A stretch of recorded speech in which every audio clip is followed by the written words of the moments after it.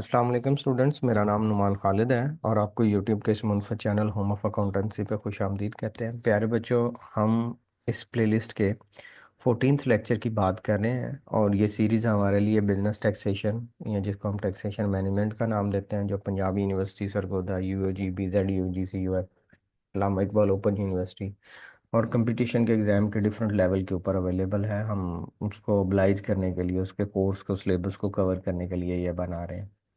आप में से कोई student online coaching facility required करता हो तो मेरे व्हाट्सएप नंबर पर रब्ता करें। हम कोशिश करेंगे कि उसको oblige करें अच्छे लेवल के ऊपर। ये लेक्चर नंबर 14 है जिसमें हम पांचवें सोर्स को, फिफ्थ सोर्स ऑफ इनकम को डिस्कस करते हैं।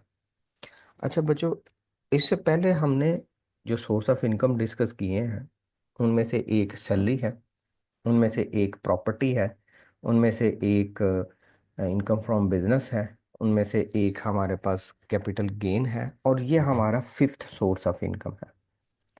जो उन सोर्स में चीज़ें नहीं आती उनको हम इस फिफ्थ सोर्स में लिख देते हैं। इनकम फ्रॉम अदर सोर्स में आने वाली चीज़ें ज़रूरी नहीं है कि सारी की सारी एग्जेम्प्ट हों, कुछ टैक्सेबल भी होती हैं।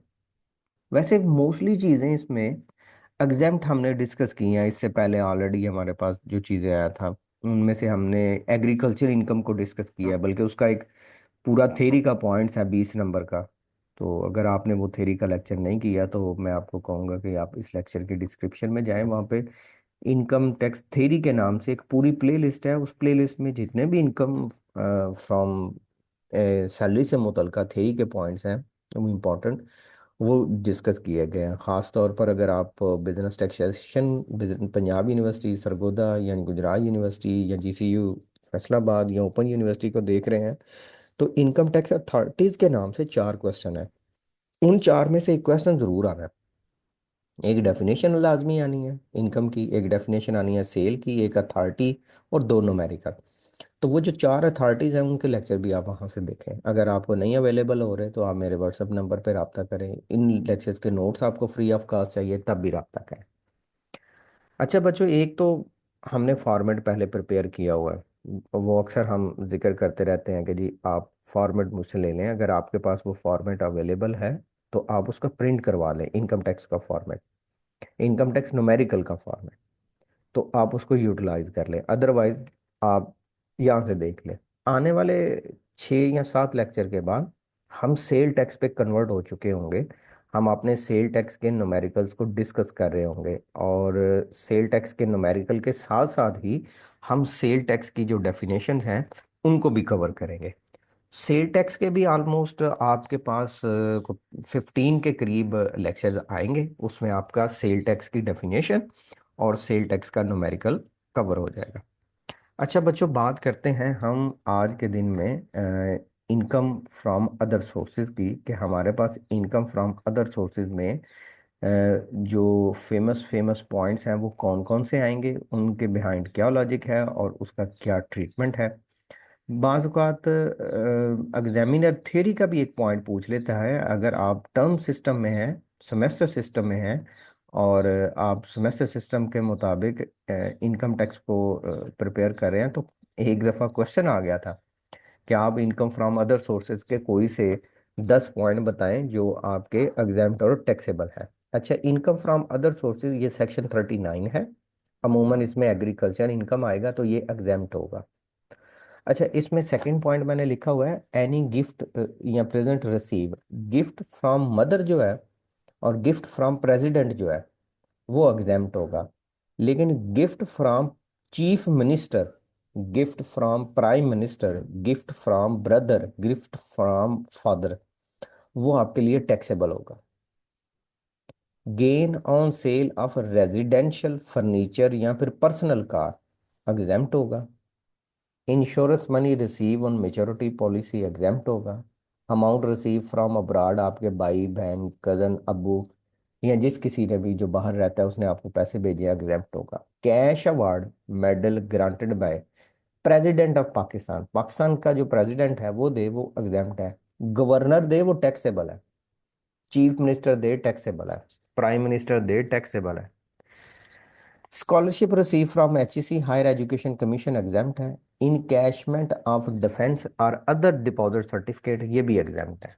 कुछ चीजें टैक्सेबल हैं जिनमें से remuneration for literary work, royalty receive as a non professional writer. अच्छा पुत्र, अगर प्रोफेशनल राइटर हो तो वो इनकम फ्रॉम बिजनेस में जाएगा, और नॉन प्रोफेशनल हो तो इनकम फ्रॉम अदर सोर्सेज में जाएगा। Income from lease of any building together with plant and machinery. अच्छा, इनकम फ्रॉम बिल्डिंग होता, ठीक है, आप उसके ओरिजिनल ऑनर होते तो वो इनकम फ्रॉम प्रॉपर्टी में जाएगा। और प्रॉपर्टी के अलावा बिल्डिंग के साथ कुछ चीजें या यूटिलिटीज वाले एलिमेंट या एसेट्स कनेक्टेड हैं, और आप उन एसेट्स का अजाफी रेंट वसूल कर रहे हैं, तो वो वाला जो अजाफी पोर्शन है वो इनकम फ्रॉम अदर सोर्सेज में टैक्सेबल होगा। डायरेक्टर्स मीटिंग फी रिसीव, ये टैक्सेबल है इनकम फ्रॉम अदर सोर्सेज में। Rent of furniture and machinery not a regular activity. अगर रेगुलर एक्टिविटी हो ना तो फिर आप इनकम फ्रॉम बिजनेस में टैक्सेबल करें। यार ये जो प्रोडक्शन हाउस जिन्होंने बनाए हैं, ये घर लेते हैं बनाया बनाया नया जो बना होता है, उसमें वो मूवीज वगैरह बनाते हैं, उसके बाद वो उसको छोड़ देते हैं। अब वो जो इक्विपमेंट या घर या सारा कुछ वो यूज किया तो उसका वो रेंट पे करते हैं। अगर तो वो उनका रेगुलर एक्टिविटी है तो वो फिर इनकम फ्रॉम बिजनेस में जाएगा, और अगर रेगुलर एक्टिविटी नहीं तो इनकम फ्रॉम अदर सोर्सेज में। Rental income of lift install in a plaza, income of सब लेटिंग ऑफ प्रॉपर्टी या ग्राउंड रेंट। अच्छा, सब लेटिंग ऑफ प्रॉपर्टी ये है कि आप पहले किसी से रेंट पे प्रॉपर्टी लेते हैं और आगे किसी तीसरे बंदे को रेंट पे प्रॉपर्टी दे देते हैं, उसको कहते हैं subletting. Amount receive for vacating the property, amount receive minus amount paid.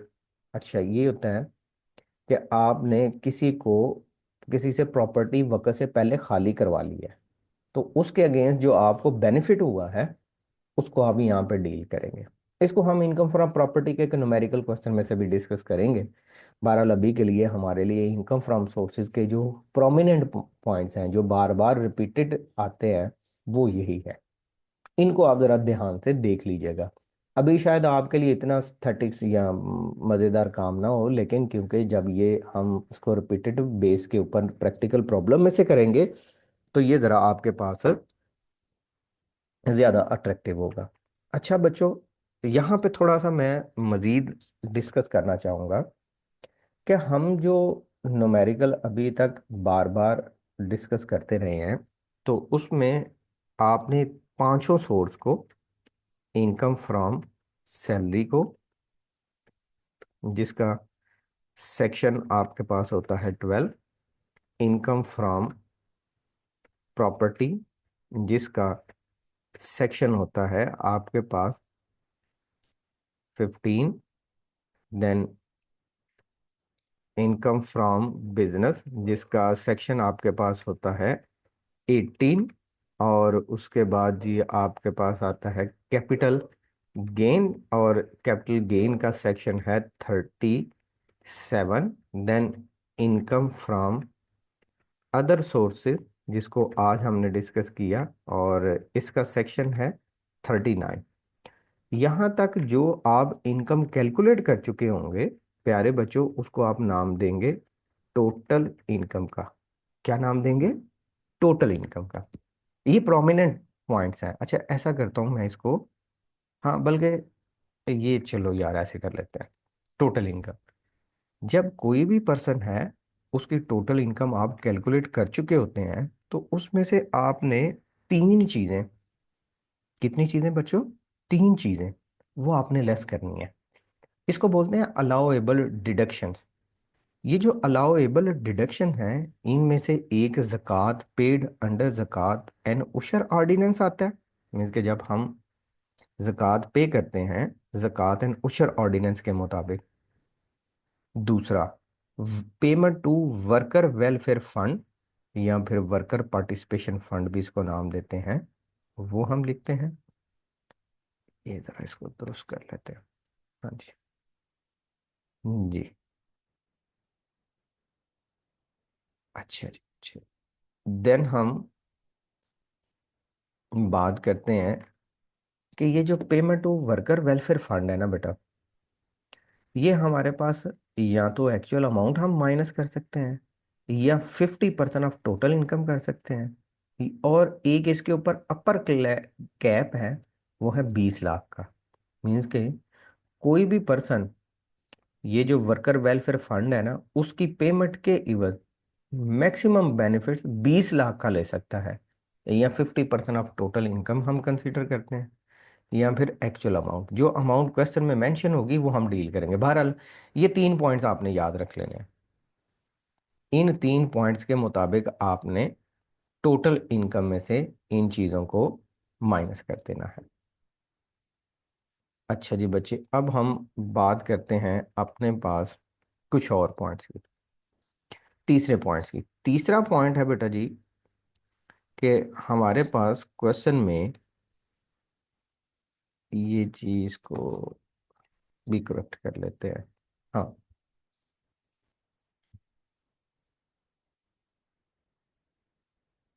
प्यारे बच्चों, एक है tuition fees paid for children education.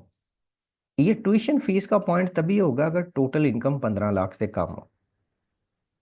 और इसका पॉइंट कुछ इस तरह से हम करेंगे कि हम जो 5% ऑफ ट्यूशन फीस है, एक उसको कंसिडर करेंगे, या फिर 25% ऑफ टैक्सेबल इनकम कंसिडर करेंगे, और तीसरा पॉइंट जैसे ऊपर हमने किया था 60,000 multiplied by number of children consider करेंगे। इन तीनों में से जो छोटी अमाउंट है ना, उसको लेस करेंगे। अच्छा, ज्यादा कंफ्यूजन ना बनाए, इस पॉइंट को भी आप उड़ा दें, और इस पॉइंट को भी आप उड़ा दें।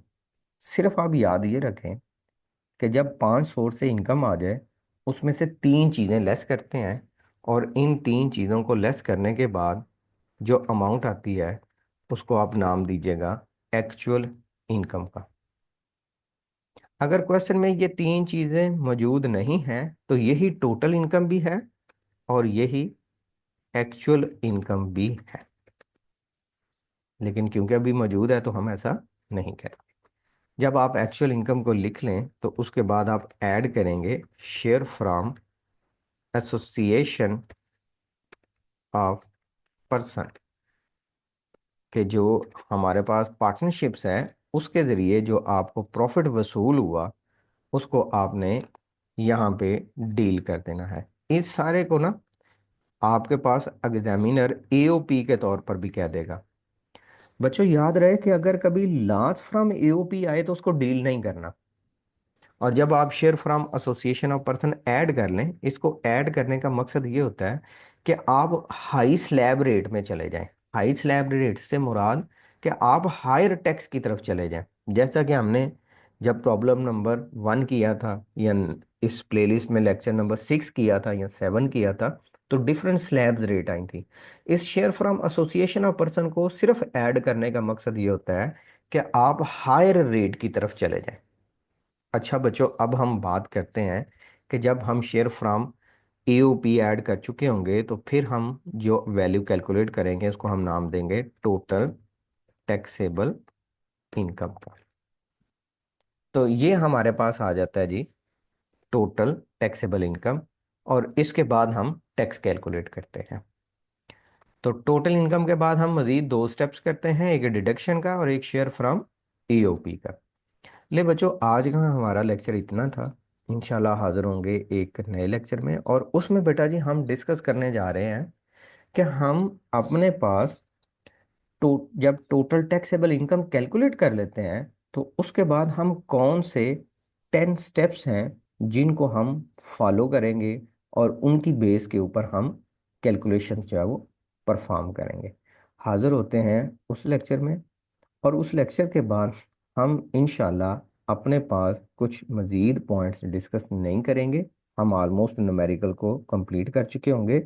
फिर हम मज़ीद अपने पास 5 जो न्यूमेरिकल्स हैं उसको सॉल्व करेंगे, न्यूमेरिकल नंबर 7, 8, 9 और 10। तब हमारा इनकम टैक्स का मैक्सिमम पोर्शन कंप्लीट हो चुका होगा। फिर हम पास पेपर की तरफ चले जाएंगे इनकम टैक्स के, और साथ ही हम अपना सेल टैक्स का पोर्शन शुरू कर लेंगे। लें बच्चों, हाजिर होते हैं नए लेक्चर में, तब तक अपना ख्याल रखिएगा, दुआ में याद रखिएगा। अल्लाह हाफिज़।